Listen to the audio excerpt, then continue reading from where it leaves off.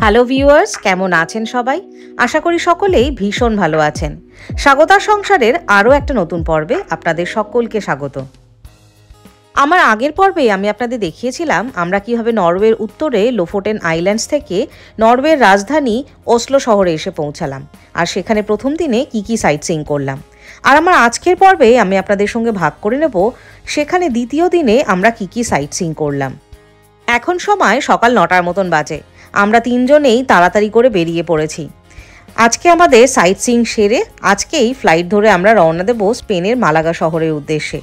সেই জন্য একটু তাড়াতাড়ি বেরিয়ে পড়েছি। রাস্তায় দেখতেই পাচ্ছেন লোকজন কিন্তু এখনও সেভাবে বেরোয়নি। বেরোনোর আগেই তিনজনে এরকম পেট ভরে বাফেটে ব্রেকফাস্ট সেরে নিয়েছিলাম। আমাদের আজকের যে স্টেটা ছিল সেই স্টের সঙ্গে কিন্তু আমাদের কমপ্লিমেন্টারি ব্রেকফাস্ট ছিল হোটেলে। সেই জন্য আমরা ওখান থেকে বেশ ভালো করে পেট ভরে খাবার দাবার খেয়ে নিয়েছিলাম। সকালবেলাটা যদি এরকম একটু হেলদি আর ভারী ব্রেকফাস্ট করে নেওয়া যায় তাহলে বেশ অনেকক্ষণ সাইট সিইং করা যায়। লাঞ্চের আর সমস্যা থাকে না, একটু দেরি করে খাবার খেলেও লাঞ্চে খুব একটা অসুবিধা হয় না। এই যে আমরা এখন চলে এসেছি কালকে আপনাদেরকে অপেরা হাউসের সামনে যে ক্রুজটা দেখালাম সেই ক্রুজটার সামনে। এখানে দেখছি বেশ অনেক লোকজন অপেক্ষা করছে। এখনও গেট খোলেনি। 10টা থেকে 11:30 অবধি প্রথম আমাদের ট্রিপটা থাকবে। আর এখানে দেখলাম সবাই অনলাইনে টিকিট কাটছে। সেই মতন দেখে দেখে আমরাও ওইভাবে অনলাইনে টিকিট কেটে নিলাম। আমাদের এখান থেকে অনলাইনে তিনজনের টিকিট কাটতে খরচ পড়ল 1050 এনকের মতন, মানে ইন্ডিয়ান কারেন্সিতে প্রায় 8992 টাকার মতন। রিয়ান যেহেতু 8 থেকে 12 বছর বয়সের মধ্যে, সেই জন্য ওর হাফ টিকিট লেগেছে আর আমাদের দুজনের ফুল টিকিট লেগেছে।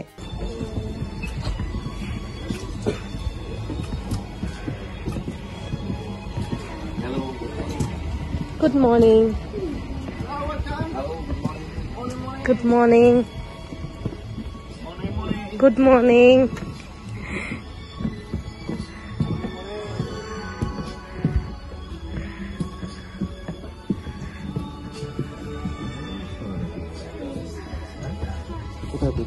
ওদিকে রোদের দিকে বসি বাবা।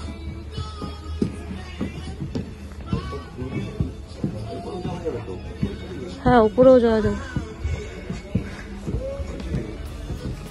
এই ক্রুজের ভেতরটা কিন্তু বেশ অনেকটা বড়। ঢুকেই যেন একদম মনটা ভরে গেল।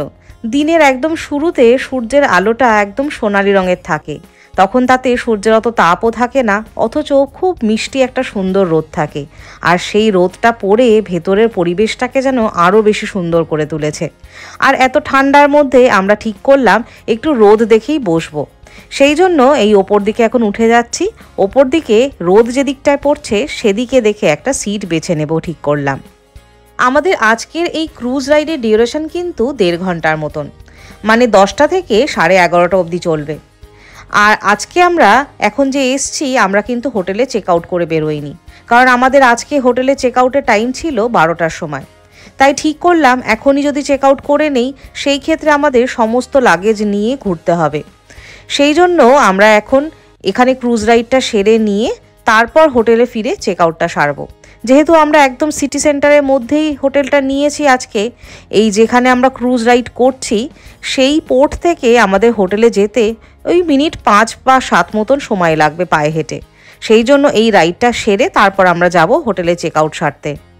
এই ঠান্ডার মধ্যে সব লোকজনই কিন্তু ভেতরে তাদের পিঠের ব্যাগপত্র রেখে দিয়ে এইরকম ডেকে এসে দাঁড়িয়েছে আর দাঁড়িয়ে সকালের মিষ্টি রোদ পোহাচ্ছে। তাই আমরাও চিন্তা করলাম ব্যাগ ট্যাগগুলো ওইখানে রেখে দিয়ে আমরাও পায়ে হেঁটে একটু আপার ডেকগুলো ঘুরে দেখি কীরকম। আজকে যেহেতু সূর্য উঠেছে তাই চারিদিকটা দেখতেও কিন্তু ভীষণ সুন্দর লাগছে। এই যে জলের রঙটাও কিন্তু একদম নীল লাগছে, কারণ আকাশের রঙটা নীল বলে। এখন টেম্পারেচারটাও বেশ সুন্দর, সুদিং টেম্পারেচার। এখন টেম্পারেচার দেখাচ্ছে 9 ডিগ্রির মতন, মানে +9 ডিগ্রির মতন। আর যেহেতু আমরা ক্রুজে রয়েছি সেই জন্য একটু হাওয়া রয়েছে, আর যেহেতু একটু হাওয়া রয়েছে সেই জন্য একটু ঠান্ডা তো লাগছেই, কিন্তু সেটাও বেশ ভালো লাগছে যেহেতু রোদ উঠেছে খুব সুন্দর। আসলে এতদিন ধরে টানা একই রকম বরফ, বৃষ্টি, স্নোফল এইসব দেখার পর এই ওয়েদারটা কিন্তু আমরা তিনজন বেশ ভালো এনজয় করছি।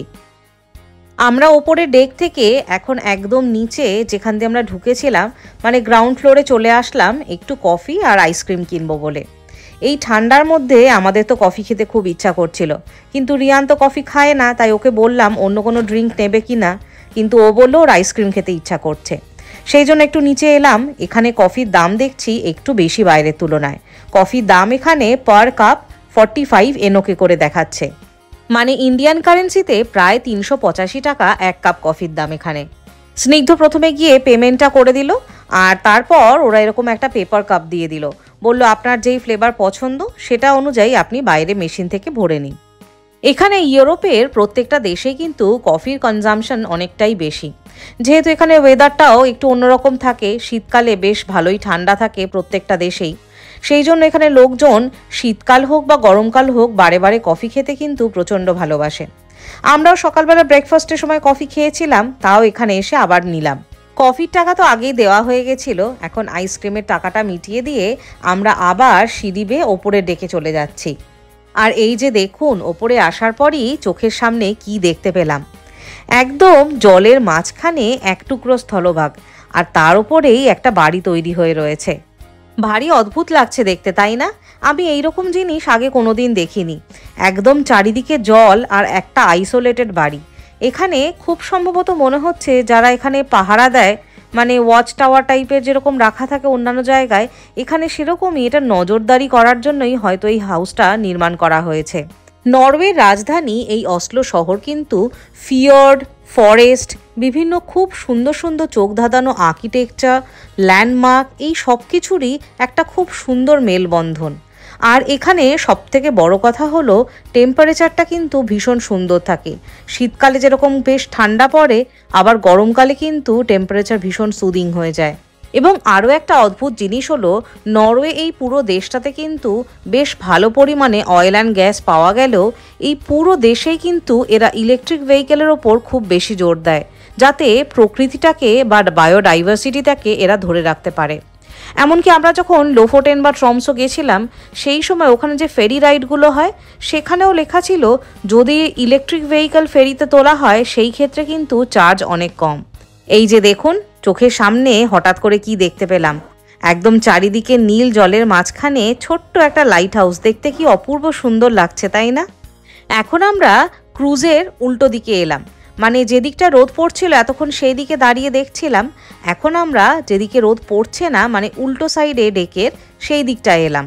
আর এখানে আসতেই কি চোখে পড়লো দেখুন, চোখের সামনে একটা ছোট্ট আইল্যান্ড দেখতে পাচ্ছি, চারিদিকে জল আর তার মাঝখানে একটা স্থলভাগ, আর সেখানে বেশ কিছু বাড়িও তৈরি করা রয়েছে। দেখে কি অদ্ভুত লাগছে যে এরা যখন বাজার দোকান করতে যায় তখন কিভাবে যায় সেটাই আমরা তিনজন আলোচনা করছিলাম, কারণ জলপথ ছাড়া মেইনল্যান্ডে যাওয়ার আর তো কোনো উপায় এখান থেকে দেখতে পাওয়া যাচ্ছে না। এমনি যেদিনকে সূর্য ওঠে সেই সব দিনে তো ঠিক আছে, কিন্তু যেই দিনগুলোতে বৃষ্টি বাদলা হয় বা ঠান্ডা খুব বেশি থাকে সেই দিনগুলোতে এই বারে বারে জলপথে মেইনল্যান্ডে যাওয়ার জন্য যে এফার্টটা দিতে হয় সেইটা ভেবেই অবাক লাগছিল। পুরো অসলো শহরের মধ্যে কিন্তু বিক্ষিপ্তভাবে এরকম 40টা ছোট ছোট আইল্যান্ড রয়েছে, আর তার সাথে অবাক হয়ে যাবেন এটা জানলে যে এই শহরের মধ্যে কিন্তু প্রায় 343খানা এরকম ছোট ছোট বিক্ষিপ্ত লেক রয়েছে। সামনে যে সাদা বিল্ডিংটা দেখতে পাচ্ছেন এটা কিন্তু একটা চার্চ। এই আইল্যান্ডের মধ্যেই অবস্থিত ছোট্ট একটা চার্চ, দেখতে কি সুন্দর লাগছে, তাই না? দেখতে দেখতে আমাদের এই 1.5 ঘন্টা জার্নি শেষ হয়ে গেল। এখন এই ক্রুজটা আমাদেরকে যেই পথ দিয়ে নিয়ে গেছিল সেই একই পথে ফিরে আসছে। এই সামনে যে ছবিটা জুম করে দেখাচ্ছি সেই দেওয়ালে পেন্টিংটা একটু লক্ষ্য করুন। এখানে একজন পাগড়ি পরা শিখ একজন সর্দারের ছবি দেওয়া রয়েছে।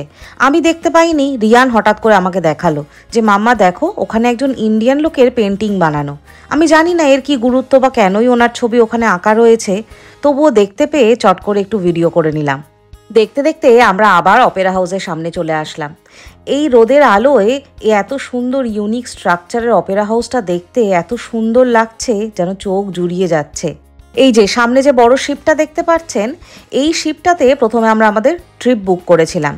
এই শিপটাতে নাইটে স্টে করা যায় অসলো সিটিতে, আর এটা অসলো থেকে ডেনমার্কের একটা রাউন্ড ট্রিপ করায়। কিন্তু আমাদের ফ্লাইটের যে টাইমিংটা ছিল, মানে যেই সময় আমাদের ফ্লাইট এসে ঢুকলো অসলো সিটিতে, সেই সময় এই ক্রুজটা অলরেডি ডিপার্ট করে যেত। সেই জন্য আমাদের এই বুকিংটা পরে ক্যান্সেল করে দিতে হয়। যদি আপনাদের হাতে সময় থাকে এবং ফ্লাইটের টাইম ম্যাচ করে তাহলে আপনারা কিন্তু অবশ্যই ডেনমার্কের এই রাউন্ড ট্রিপটা করে দেখতে পারেন। পথে চলতে চলতে অসলো ট্রেন স্টেশনের বাইরে এই দেখুন কার দেখা পেলাম। বিশাল একজন বাঘ বাবাজি দাঁড়িয়ে রয়েছে এখানে। মেটালে এই বাঘটা কিন্তু ভীষণই আই ক্যাচিং। প্রচুর পর্যটক দেখলাম এখানে দাঁড়িয়ে এই বাঘটার সঙ্গে ছবি তুলছে। আমরাও সেই জন্য এখানে দাঁড়িয়ে টুকটাক ছবি তুলে নিলাম। আর সব থেকে বড় কথা, মেটালের এই বাঘটা এত সুন্দরভাবে বানানো, পায়ের নখ থেকে শুরু করে প্রতিটা ছোট ছোট ডিটেল একদম যেন সত্যিকারের বাঘের মতন বানানো। যাই হোক, আমরা এখন আমাদের হোটেলে চলে এসেছি। আপনাদেরকে আগেই জানিয়েছিলাম যে আমাদের আজকে হোটেলে 12টায় চেক আউট, কিন্তু মুশকিল হলো এখনই যদি সমস্ত ব্যাগপত্র নিয়ে আমরা বেরিয়ে পড়ি তাহলে সেই ক্ষেত্রে আমাদের সাইট সিইং করাটা খুব মুশকিল হয়ে যাবে। সেই জন্য আমরা হোটেলের রিসেপশনে কথা বলে জানতে পারলাম যে নিচে ওদের আন্ডারগ্রাউন্ডে একটা রুম রয়েছে যেখানে লাগেজ রাখা যায়। সেখানে ব্যাগ রাখার জন্য কোনো রকম আলাদা এক্সট্রা টাকা দিতে হবে না, যত ঘন্টা খুশি ওখানে ব্যাগ স্টোর করে রাখা যাবে। তবে হ্যাঁ, যদি ওখানে কোনো কিছু চুরি হয় সেই দায়িত্ব কিন্তু ওরা নেবে না। এখানে এসে দেখলাম প্রচুর লোকজন তাদের ব্যাগ রেখে গেছে, তাই সেইখানে আমরাও জায়গা করে আমাদের ব্যাগটা রেখে দিলাম। পুরো ইউরোপের সমস্ত শহরেই কিন্তু বিভিন্ন প্রান্তে এরকম লকার রুম পাওয়া যায়, যেখানে প্রতি ঘন্টা হিসাবে টাকা দিয়ে লাগেজ রাখা যায়। সেই ক্ষেত্রে কি হয়, সন্ধ্যের দিকে যদি ফ্লাইট বা ট্রেন থাকে, পুরো দিনটাই ঝাড়া হাত পায়ে খুব সুন্দরভাবে ইউটিলাইজ করা যায়। আমরা এর আগের বহু ট্রিপে কিন্তু এরকম লকার রুমে ব্যাগ রেখেছি। এখন আমরা চলে এসেছি অসলো বাস টার্মিনালে। আজকে যেহেতু আমাদের টপ এয়ারপোর্ট থেকে ফ্লাইট ধরতে হবে, যেটা সিটি থেকে প্রায় 110 কিলোমিটার দূরে, সেই জন্য আমরা ঠিক করলাম যে আমরা প্রথমে এসে বাসের টিকিটটা আগে কেটে নিই, যাতে সাইট সিইং করে তারপর বাসের টিকিট কাটার জন্য তাড়াহুড়ো না করতে হয়। এইখানে রিসেপশনে যিনি ছিলেন তিনি ভীষণই হেল্পফুল। তিনি আমাদের পুরো প্রসেসটা বুঝিয়ে দিলেন কিভাবে অ্যাপে ঢুকে সেখান থেকে টাইমিং আর ডিস্টেন্স সিলেক্ট করে টিকিটটা কাটা যায় অনলাইনে। আমরা সেই মতন 3 জনে 3টে টিকিট কেটে নিলাম। এখানে 3টে টিকিটের আমাদের মূল্য পড়লো 880 এনওকে মতন, মানে ইন্ডিয়ান কারেন্সিতে প্রায় 7,540 টাকার মতন। নরওয়ে কিন্তু বেশ যথেষ্ট এক্সপেন্সিভ জায়গা। এই যে দেখুন, পাবলিক ট্রান্সপোর্টেই বাসে করে শহর থেকে এয়ারপোর্ট অবধি যেতেই খরচা পড়লো 3 জনের প্রায় 7,500 টাকার কাছাকাছি। আর যদি আমরা ক্যাবে করে যেতে চাইতাম তাহলে তো খরচা কোথায় গিয়ে দাঁড়াতো তার কোনো ঠিক ঠিকানা নেই। যাই হোক, আমরা এখন একটু সাইট সিইং করতে আবার চলে আসলাম। টিকিটটা কাটা হয়ে গেছে, এবারে আমরা নিশ্চিন্ত। পায়ে হেঁটে পুরো শহরটা ডিসকভার করতে করতে এখন আমরা ঢুকে পড়েছি একটা সভেনিয়ার শপে। এখন একটা ভীষণ গুরুত্বপূর্ণ কাজ আমাদের সেরে নিতে হবে। আমি এর আগেও আপনাদের সঙ্গে শেয়ার করেছি, আমরা 3 জনে যেখানেই বেড়াতে যাই সেখান থেকে স্মৃতির উদ্দেশ্যে একটা করে ম্যাগনেট কিনে নিয়ে আসি। আর রিয়ান এসে তাড়াতাড়ি করে সেই ম্যাগনেটটা ঘরে ঢুকেই প্রথমে ফ্রিজে আটকে রাখে মেমোরি হিসাবে। আজকেও এখানে ঢুকে পড়েছি, কিন্তু এখানে এত সুন্দর সুন্দর ম্যাগনেটের কালেকশন, রিয়ান বুঝতেই পারছে না কোনটা ছেড়ে কোনটা নেবে। যাই হোক, সমস্ত কিছু দেখার পর এই 2টো ম্যাগনেট সিলেক্ট করা হলো। আর এখানে এখন টাকা মিটিয়ে দিয়ে আমরা আমাদের বাকি সাইট সিইংটা সারবো। যে কোনো ট্রিপ থেকে ফেরার পরই রিয়ানের প্রথম কাজ হয় কিভাবে তাড়াতাড়ি করে জুতোটা খুলে এই ম্যাগনেটটাকে নিয়ে গিয়ে ফ্রিজে আটকাবে। এইবারের ট্রিপেও নিশ্চয়ই তাই করবে। আমরা এখন চলে এসেছি অসলো ক্যাথেড্রাল ঘুরতে। এই যে সামনে যে বিল্ডিংটা দেখতে পাচ্ছেন, এটাই হচ্ছে অসলো ক্যাথেড্রাল। আমরা কালকেও চেষ্টা করেছিলাম একবার, কিন্তু তখন প্রচণ্ড বৃষ্টি পড়ছিল বলে আর ক্যাথেড্রালে ঢুকতে পারিনি। এই যে এই জায়গাটা দিয়ে এই ক্যাথেড্রালের মেন এন্ট্রান্স। চলুন আপনাদেরকেও দেখাই ক্যাথেড্রালটা ভেতর থেকে কেমন দেখতে। এই ক্যাথেড্রালে ঢোকার জন্য কিন্তু কোনো রকম কোনো প্রবেশ মূল্য নেই, মানে সম্পূর্ণ বিনামূল্যেই কিন্তু এই ক্যাথেড্রালটা ভেতর থেকে ঘুরে দেখা যায়। এই যে ভেতরে ঢুকতেই কিন্তু প্রথমেই লেখা রয়েছে সাইলেন্স প্লিজ, তাই ভেতরে গিয়ে খুব একটা বেশি কথাবার্তা বলা যাবে না। একদম অসলো সিটি সেন্টারের কাছেই অবস্থিত এই অসলো ক্যাথেড্রালের আগের নাম ছিল কিন্তু আওয়ার সেভিয়ার্স চার্চ। পরে এটাকে নতুন করে নামকরণ করা হয় অসলো ক্যাথেড্রাল হিসাবে। আমরা এই ক্যাথেড্রালের ভেতরে ঢুকেই এই দেখুন কি দেখতে পেলাম। এখানে প্রচুর এরকম বই রাখা রয়েছে আর সামনে কিছু ব্রশার রাখা রয়েছে। এগুলো কিন্তু বিনামূল্যে যারা দরকার তারা নিয়ে যেতে পারে। এই ক্যাথেড্রাল নির্মাণের কাজ শুরু হয়েছিল বহু পূর্বে 1694 সালে। তারপর 3 বছর ধরে নির্মাণ কার্য চলার পর 1697 সালে পাবলিকদের উদ্দেশ্যে এই ক্যাথেড্রালটা ওপেন করে দেওয়া হয়। এবং যেহেতু এই ক্যাথেড্রালটা বহু বছর পুরনো, সেই জন্য 2006 সালে এই ক্যাথেড্রাল রেনোভেশন করার জন্য আবার বন্ধ করে দেওয়া হয়েছিল। এবং 2010 সালে 4 বছর পর এই ক্যাথেড্রালটাকে রেনোভেট করে আবার দর্শকদের জন্য খুলে দেওয়া হয়। ইউরোপের বাকি দেশের ক্যাথিড্রালের মতনই একই রকম ধাঁচের এই ক্যাথিড্রালটা বানানো। আর সবথেকে সুন্দর লাগে যে কোনো ক্যাথিড্রালে সিলিংয়ে যে পেন্টিংগুলো থাকে সেই পেন্টিংগুলো দেখতে। আপনারা বুঝতেই পারছেন যে সিলিংয়ে পেন্টিং করা কতটা কঠিন কাজ, যেহেতু ওটা গ্র্যাভিটির একদম এগেনস্টে, সেই জন্য সিলিংয়ে আঁকাটা কিন্তু বেশ কঠিন কাজ। ভাবতেও কীরকম অবাক লাগে, তাই না? এত বছর আগেও মানুষ কীরকম নিখুঁতভাবে প্রত্যেকটা হাতের কাজ করেছে। শুধুমাত্র আঁকা না, তার সাথে সমস্ত ভাস্কর্য প্রত্যেকটা এত নিখুঁতভাবে বানানো, দেখে যেন চোখ জুড়িয়ে যায়।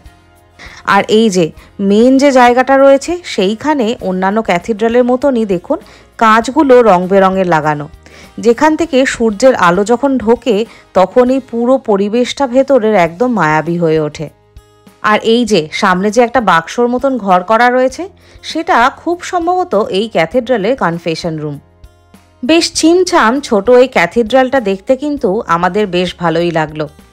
আপনারা যারা অসলোতে আসবেন তারা কিন্তু একবার সময় করে এই ক্যাথিড্রালটা অবশ্যই ঘুরে দেখতে পারেন। আর সবথেকে বড় কথা, এখানে ঢোকার জন্য কোনো রকম কোনো প্রবেশ মূল্যও দিতে হবে না। যারা আমার চ্যানেল নিয়মিত ফলো করেন তারা হয়তো সকলেই জানেন, আর যারা আমার চ্যানেলের আজকে নতুন সদস্য তাদের উদ্দেশ্যে আমি বলছি, আমরা স্পেনের মালাগা শহরে থাকি আর আমরা ঘুরে বেড়াতে ভীষণ ভালোবাসি। তাই আমাদের স্পেনে থাকার আর ইউরোপ মহাদেশের নানান রকম দেশে ঘুরে বেড়ানোর মজার ভিডিও দেখতে এক্ষুনি আমার চ্যানেলকে সাবস্ক্রাইব করে ফেলুন। পুরো শহরটা কিন্তু পায়ে হেঁটে ঘুরে দেখতে আমাদের বেশ ভালো লাগছে। আর পুরো শহরটাই দেখুন কত সুন্দর ফুল দিয়ে সাজানো, সেই দেখে আরও যেন মনটা জুড়িয়ে যাচ্ছে। আমি আপনাদের আগেও এটা শেয়ার করেছি, আবারও একবার বলে দিচ্ছি, পুরো নরওয়ে কিন্তু ক্যাশলেস একটা কান্ট্রি।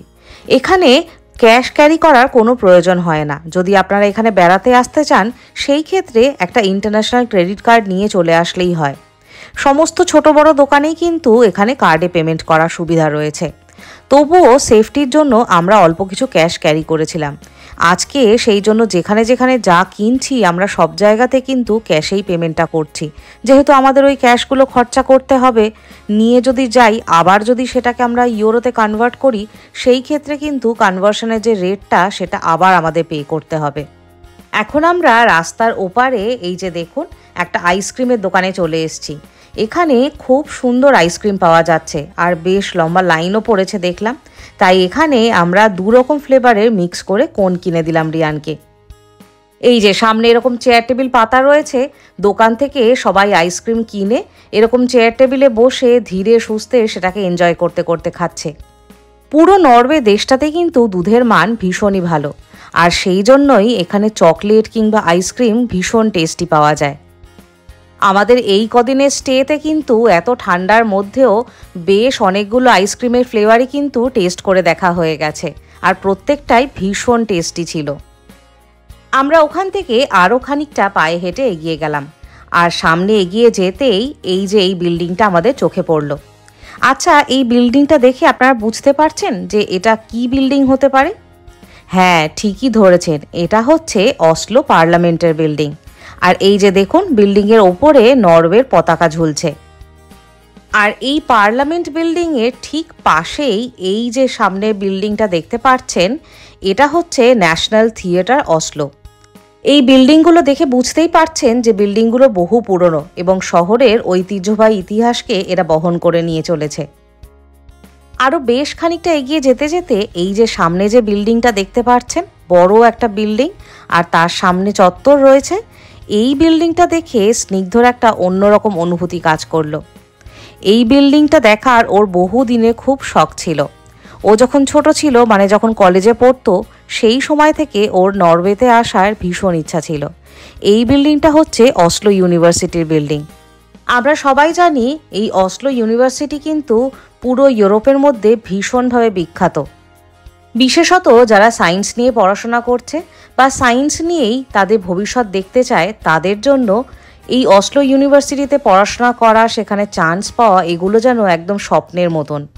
আমরা যেহেতু উইকেন্ডে এসছি, তাই এই ইউনিভার্সিটি চত্বরের সামনে একটাও কোনো ছাত্রছাত্রী নেই, একদম ফাঁকা। নিশ্চয়ই যখন উইকডেজ চলে তখন এখানে ছাত্রছাত্রীদের একেবারে ভিড় জমে থাকে, যেমনটা আমাদের দেশের কলেজগুলোতে বা ইউনিভার্সিটিগুলোতে দেখা যায়।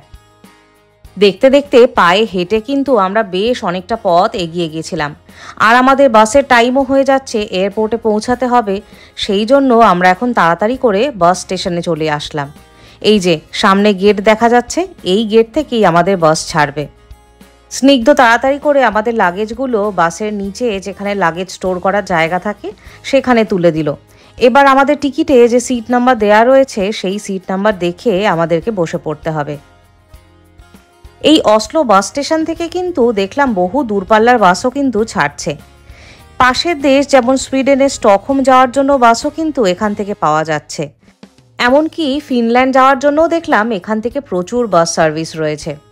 আমাদের স্পেনেতেও কিন্তু বাসে করে অনায়াসেই আশেপাশে দেশগুলোতে যাওয়া যায়। আমাদের বাড়ির কাছেই যে বাস স্টেশনটা রয়েছে সেখান থেকেও কিন্তু প্রচুর দূরপাল্লার বাস ছাড়ে, যেরকম ফ্রান্স, ইটালি, জার্মানি এই সমস্ত দেশগুলোতে যাওয়ার বাসও কিন্তু আমাদের বাড়ির পাশে বাস স্টেশন থেকেই ছাড়ে। যাই হোক, মনের মধ্যে এক রাশ ভীষণ সুন্দর স্মৃতি, প্রচুর অভিজ্ঞতা, প্রচুর মেমোরি নিয়ে আমরা অসলো শহরকে বিদায় জানাচ্ছি। শেষ 9 দিনে এই পুরো গোটা দেশটার আমাদের জার্নি শুরু হয়েছিল কিন্তু এই অসলো থেকেই। সেখান থেকে বার্গেন থেকে তারপর ট্রমসো থেকে লোফোটেন থেকে আবার অসলো। এই সমস্ত স্মৃতি কালেক্ট করে আমরা এখন চলেছি স্পেনের মালাগা শহরের উদ্দেশ্যে। লাঞ্চের জন্য আমরা 3 জনেই এরকম পিৎজা কিনে নিয়েছিলাম। সাইট সিইং করতে এতটাই আমরা মগ্ন ছিলাম যে সময়ের দিকে খেয়াল করিনি। সেই জন্য কোথাও কোনো রেস্টুরেন্টে বসে খাওয়া সম্ভব হয়নি, যেহেতু সময়টা খুব কম ছিল হাতে, ফ্লাইট ধরতে হবে। সেই জন্য এরকম রেডিমেড পিৎজা বাসেতে বসে 3 জনে খেয়ে নিলাম। আমরা যখন এসছিলাম তখন টর্প থেকে অসলোতে এসছিলাম আমরা ট্রেনে করে, এখন যাচ্ছি বাসে করে যাওয়ার রুটটাই কিন্তু সিনিক বিউটি অনেক বেশি সুন্দর। যাই হোক, আমরা এখন টপ এয়ারপোর্টে পৌঁছে গেছি।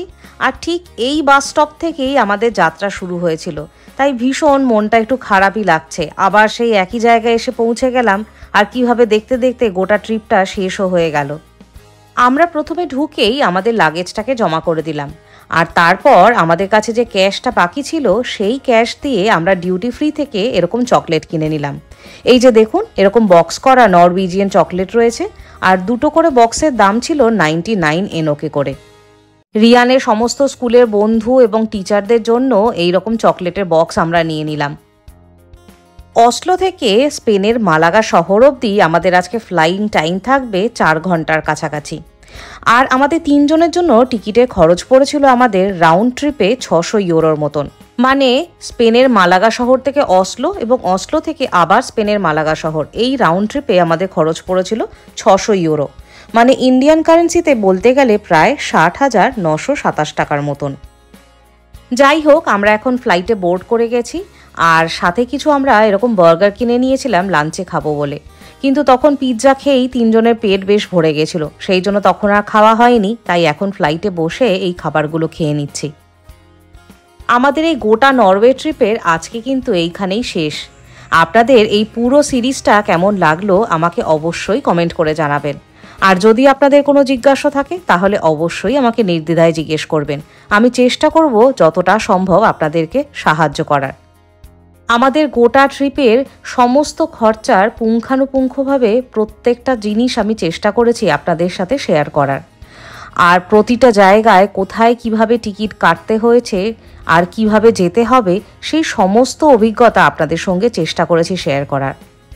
বিগত 9 দিনে ভীষণ সুন্দর কিছু স্মৃতি মনের মণিকোঠায় ভর্তি করে নিয়ে আমরা এখন বাড়ি ফিরে চলেছি। অজানাকে দেখার এবং অচেনাকে চেনার এই যে তীব্র আগ্রহ, সেই আগ্রহ থেকেই আবার নতুন কোনো জায়গায় আমরা পাড়ি দেব, আর তার সমস্ত অভিজ্ঞতা ভাগ করে নেব আপনাদের সঙ্গে। সবাই ভালো থাকবেন, সুস্থ থাকবেন।